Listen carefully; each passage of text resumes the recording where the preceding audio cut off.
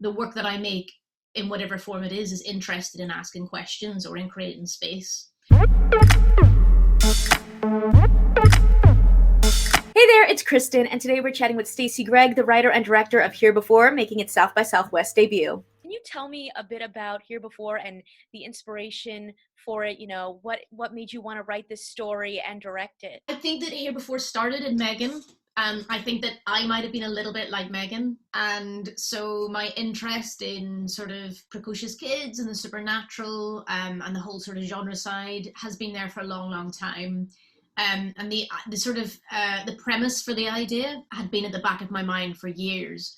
And then I finally sat down. My laptop was broken, and a kind theatre allowed me to use a computer in the theatre.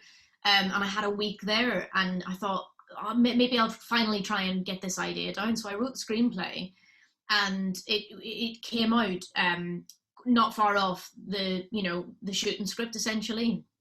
It came out quite fully formed. And then there was a sort of gap because when I wrote it, I didn't know I was going to direct it. And so over that time, I got to know the script even better, and I understood even more what I was sort of trying to get at. And, there were things that happened to me personally in that time as well, whether it relates to grief or to parenthood, so that by the time I came to direct it, it had sort of evolved. The story was quite the same, but the sort of the philosophy or the texture around it felt like it had really evolved. And I think that was key to that was the visual language that I knew I wanted to use to tell the story. So then we did a program called iFeatures, which is for first time sort of upskilling and encouraging first time directors and writers. And off the back of that, we got fully funded. And then, here we are, shot it over 4 weeks in Belfast, and now getting to premiere at South by, which is incredible. You have an incredible cast here. So how did that come together? When we came to casting, I was like, go big or go home. And everybody was like, Andrea Riseborough? And I was like, well, I'll write her a letter and we'll see, stranger things have happened. So I wrote her a fan letter, and, she's amazing. And she got back and she said, I'm shooting at the minute, but I'll read the script. She read it. She very quickly said, let's meet. We met up, we chatted, we clicked. And it was just one of those wonderful things. If the chemistry isn't there, it's not going to happen. But, rather amazingly, we just really hit it off. I think we share a process. We both have a background in theatre. She comes from Newcastle, which is like up north in England. There's an interesting kind of resonance with the Northern Irishness. There was just something that really worked.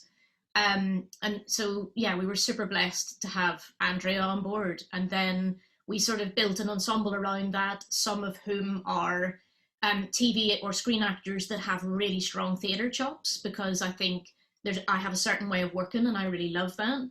And then the kids were like very, very fresh and quite inexperienced.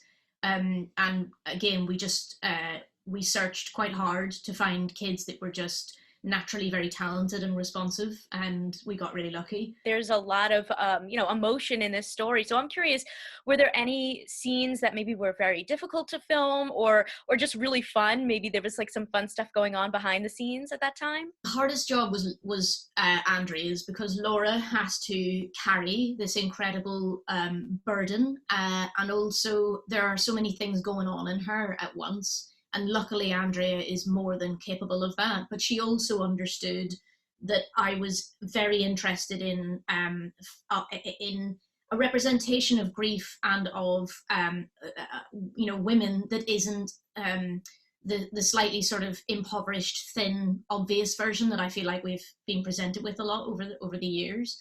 So she was really up for that. It was very intuitive, But I would say she had the toughest job in terms of the emotionality of it. We had so much fun, I wouldn't even know where to start. The kids were hilarious, and I was having a ball because I was like, oh my God, I'm making a film, and the kids were like, oh, we're making a film, we're not in school, There was a really gorgeous day towards the end of the shoot when I was on cans, and the kids and Andrea were all in the low loader together, and I could hear them chatting off camera. And Lewis the night before had basically Googled Andrea and saw her IMDb and just realized what a big deal she was. And so they were just chatting in the car, you know, about the work Andrea had done and how they were going to miss her. And, you know, it was just really gorgeous. And I think it also speaks to the fact that it was, I feel like it was a very happy experience and very nourishing for everyone. And, you know, that's something that I think gets the best out of people as well. So there was a lot of hijinks and sort of, I don't know, tenderness, despite the fact that sometimes the material, I know, in those scenes were quite emotionally demanding. You mentioned like the depiction of grief and how you kind of wanted to do something different. Could you talk a little bit more about that? There's a number of things that are working here. So one is the sort of expectations around genre.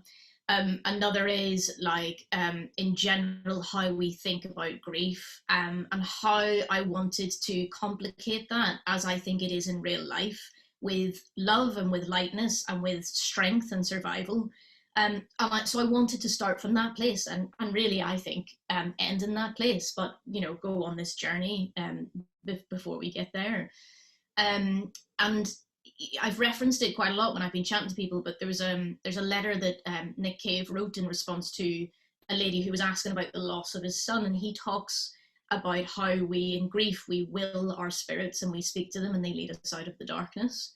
And you know, it just felt incredibly resonant to this piece. I wanted it to operate on a number of levels, and I really wanted there to not be one monolithic reading of events, because I think that is more true to how we live in the world and our experiences of loss and grief and trauma.